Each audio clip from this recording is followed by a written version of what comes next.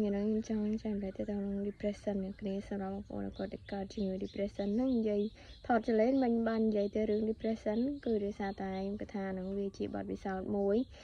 ដែលជាមេរៀនមួយដែលខ្ញុំអត់ធ្លាប់ជួបអារម្មណ៍មួយហ្នឹងហើយក៏ធ្វើឲ្យខ្ញុំយល់អារម្មណ៍អ្នកដែលគាត់សម្រាប់ខ្លួនណាគ្នានិយាយទៅអត់លេងសើចទេអាចជំងឺហ្នឹងគឺវាអាចសម្រាប់មនុស្សបានពិតមែនហើយកុំគិតថាមកពីគាត់ទុនខ្សោយទុនជ្រាយអត់មានអ្នកលើកចិត្តចង់បានចំណាប់អារម្មណ៍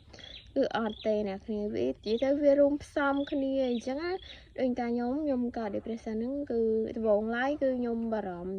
ភចលេនខ្ញុំបារម្ភវាខ្លាំងមែនតើអ្នកគ្នា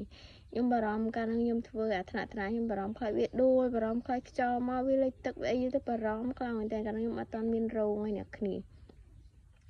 ពេលចឹងទៅយើងក៏នឹងដូចអ្នកគ្នាបានឃើញខ្ញុំថតបង្ហាញហ្នឹងគឺយើងដាក់នៅវាក្របតង់កបអីចឹងណាអញ្ចឹងខ្ញុំបារម្ភហើយពេលដែលខ្ញុំឃើញចលេខ្ញុំចេញអីចឹងណានិយាយទៅចេញតែមួយការនេះខ្ញុំសេតកន្លះឆ្នាំបានបាត់អញ្ចឹងណាយូរនិយាយទៅបារម្ភវាខ្លាំងមែនតើអ្នកគ្នានិយាយទៅចលេហ្នឹងគឺអត់បានទេហើយមួយទៀតរឿងបងវីដេអូដែលខ្ញុំនិយាយគ្រូអ៊ុនស្រាក៏សម្ភាសថាមួយថ្ងៃ50គីឡូណា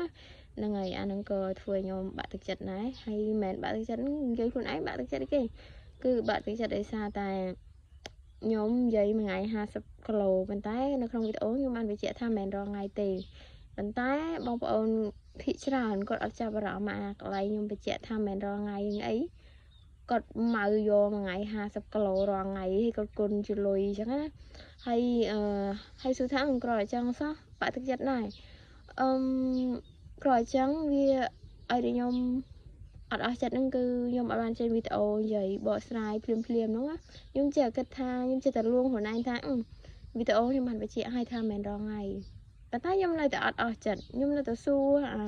អារឿងហ្នឹងរហូតវាយូរហើយប៉ុន្តែខ្ញុំចង់និយាយដើម្បីឲ្យខ្ញុំវាអស់ចិត្តខ្លួនឯងអញ្ចឹងណាហ្នឹងហើយខ្ញុំបញ្ជាក់ជូនថាមិនមែនរាល់ថ្ងៃទេហេតុអីបានកាលនោះខ្ញុំអត់ចេញវីដេអូភ្លាមអ្នកគ្រាគឺដោយសារតែពេលហ្នឹងគឺខ្ញុំអត់ចង់ល្បីទេដោយសារអីនិយាយទៅខ្ញុំអត់ចង់ល្បីហើយខ្ញុំអត់ចង់លក់ចលែនពូជហើយកាលហ្នឹងបើខ្ញុំទៅបរិយពូជខ្ញុំចង់ចំវាឲ្យច្រើនបាទខ្ញុំលក់អីចឹងណាហើយចៃដននេះមកចៃដនមែនតើហ្មងវាថាយើងអត់បានត្រៀមទុកអត់មានកម្រងអីចឹងណាហើយខ្ញុំនិយាយក៏ខ្ញុំមិនទៅគ្មានកម្រងបើខ្ញុំលក់បានអញ្ចឹងមែនណាហ្នឹងហើយមិនដឹងស្មានថាបងប្អូនក៏ចាប់អារម្មណ៍សម្បើមយ៉ាងហ្នឹងអញ្ចឹងតែខ្ញុំវាទៅជាសេតទៅជាបាក់ទឹកចិត្តបដ ாய் ហ្នឹងហើយក៏ស្គាល់អារសជាតិជំងឺបាក់ទឹកចិត្តហ្នឹងដែរហ្នឹងហើយសម្រាប់បងប្អូនដែលគាត់បាក់ទឹកចិត្តអីអូខេអាចចែកអាចសួរខ្ញុំបានខ្ញុំអាចចែកម្លែកបទពិសោធន៍បានថ្ងៃវីដេអូមានប៉ុណ្ណឹងអ្នកគ្នាកុំវែងពេកបាយ